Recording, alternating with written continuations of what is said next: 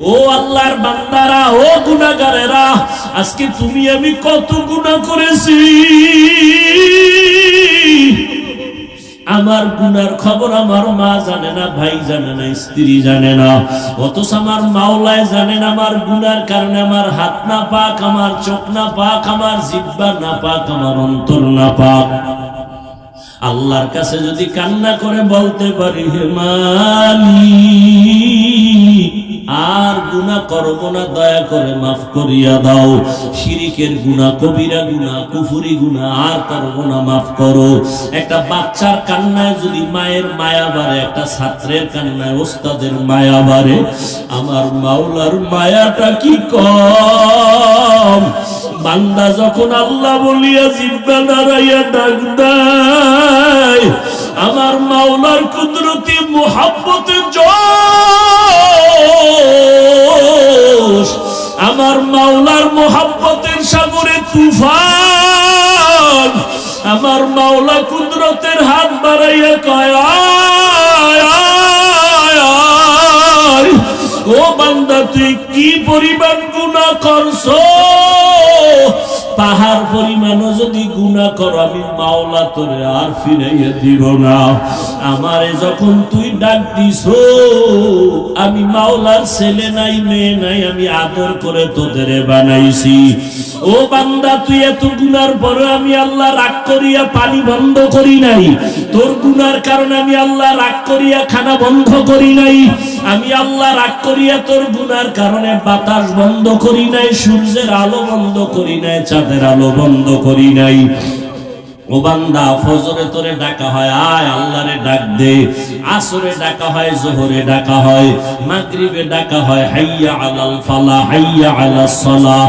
মাওলার এসে সিজদা কর। এরপর তুই যখন আসো না, আমি মাওলার কুদরতি অন্তরে যে কি মায়া, যখন তোরে 5 বার ডাকার পর তুই আসু নাই, আল্লাহ তখন প্রথম আসমানে নিজে আইসা হাজির। আল্লাহ বলে, আমি আরশে আজিম থেকে প্রথম আসমানে আসলাম তোর মুহাব্বতে ভরিয়া। এখন আর তুই ডাকিস না, আমি আল্লাহ নিজে তোরে ডাকতেছি। আলা মিন মুস্তাগফিরিন ফাআগফির আলা, আলা মিন মুস্তারজিকিন ফাআরজুকা। ও বান্দা, কি গুনাহ করছো? আমি গভীর রজনীতে প্রথম আসমানে হাজির হয়ে গেলাম। এখন সবাই ঘুমায়, ঘরের ভেতরে সবাই ঘুম, গাছের পাখিরা ঘুমায়, জঙ্গলের পশুরা ঘুমায়, নদীর মাছ ঘুমায়। আমি মাওলা এখন আসছি নীরব সময়, আমার একটু ডাকার মতো ডাক দাও। আমি আল্লাহর কাছে চাওয়ার মতো চাও। আমি আল্লাহ, যদি তুমি চাইতে পারো, দেওয়ার জন্য তৈয়ার হয়ে গেলাম। উদউনি আস্তাজিব লাকুম। বান্দা যখন আমার কাছে চাইবা, আমি দিতে দেরি করব না। ও পর্দার আড়ালের আম্মা জানেরা, ও বৃদ্ধ বাবাজিরা, ও কলিজার যুবক বাবারা, আমার মাওলার কাছে কোনোদিন চাওয়ার মতো চাইছনি? আমার মাওলা তোমারে ডাকছে, তুমি যাও না। এখন প্রথম আসমানে ভোর রাত্রে আমার মাওলা হাজির। আমার আল্লাহ চায় তোমারে মাফ করিয়া দিবেন। আমার আল্লাহ চান তোমাকে জান্নাতি বানাইয়া কবরের বিছানায় শোয়া দিবেন। কারণ আমার মাওলা জানেন আমরা বড় দুর্বল, সূর্যের গরম সইতে পারি না। এই সূর্য কিয়ামতের দিন মাথার উপরে যখন আসবে, কেমনে সহ্য করবা? জাহান্নামের আগুন সহ্য করা যাবে না। ও বান্দা, আমার আল্লাহর জন্য ডাকেন। ও বান্দা, যত গুনাহ করছো, আসো আমার কাছে ক্ষমা চাও, তওবা করো।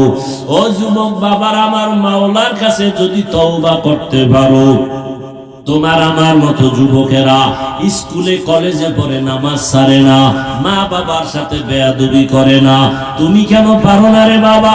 তোমার মতো যুবক গাড়ি চালায় নামাজ ছাড়ে না, তুমি কেন পারো না? তোমার মতো যুবক ময়দানে কৃষি কাজ করিয়াও নামাজ ছাড়ে না, তুমি কেন পারো না?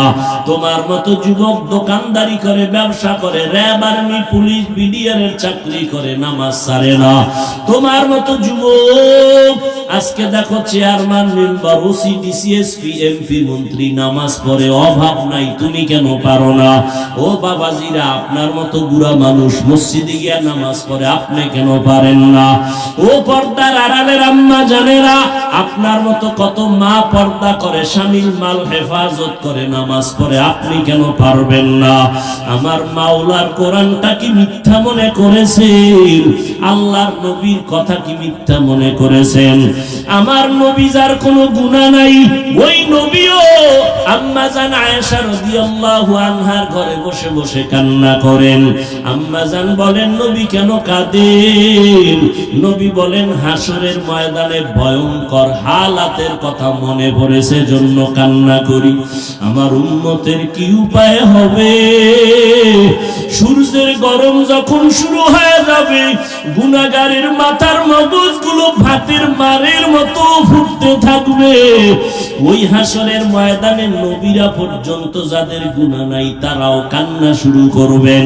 নারী আর পুরুষেরা উলঙ্গ দাঁড়াইতে হবে কিয়ামতের ময়দানে। আমার আল্লাহ রাগান্বিত হয়ে বলবেন, লিমানিল মুলকুল ইয়াউম, ও দুনিয়ার বাহাদুরেরা আসো, আজকে তোমাদের রাজত্ব কোথায়? আজ এই কিয়ামতের মাঠে রাজত্ব কার বলো? কেউ জবাব দিতে পারবে না। আল্লাহ জবাব দিয়া বলবেন, লিল্লাহিল ওয়াহিদিল কাহ্হার, মহারাগে রাগান্বিত আমি আল্লাহর আজকে রাজত্ব, আমি ইনসাফের বিচার করব আজ। আল ইয়াউমা তুজজা কুল্লু নাফসিন বিমা কাসাবাত লা যুলমাল ইয়াউম, কিয়ামতের ময়দানে কারো উপরে কোনো জুলুম করা হবে না। ইন্নাল্লাহা সারিউল হিসাব। ও আল্লাহর বান্দারা, সন্তান মা বাবার শাস্তির ভয়ে যদি অন্যায় করে কান্না করে, একটা ছাত্র অন্যায় করে যদি ওস্তাদের শাস্তির ভয়ে কান্না করে, তুমি আমি তো জীবনে কত গুনাহ করলাম, আল্লাহর আযাবের ভয়ে কেন তোমার চোখে পানি আসে না? তোমার কপাল পুড়িয়ে গেছে, আল্লাহ বুঝি বেজার। আল্লাহর আযাবের ভয় অন্তরে জমা করিয়া চোখের পানি ছাড়ো। কান্না যদি না আসে, মাওলার কাছে বলো, আল্লাহ কান্নাওয়ালা চক্ষু দান করো। দুনিয়ার ঘরে আগুন লাগলে পানি ছাড়া ঠান্ডা করা যাবে না, জাহান্নামের আগুন চোখের পানি ছাড়া ঠান্ডা হবে না। এক ফোঁটা চোখের পানি যারা ফেলবে জাহান্নামের আযাবের ভয়ে, নবীজি বলেন সাথে সাথে তার জন্য জাহান্নামের আগুন হারাম হয়ে যাবে। চোখে পানি যদি না আসে, মনে করি ও গুনাহ বেশি হয়ে গেছে, দিলটা পাথর হয়ে গেছে, আল্লাহ বুঝি বেজার হয়ে গেল।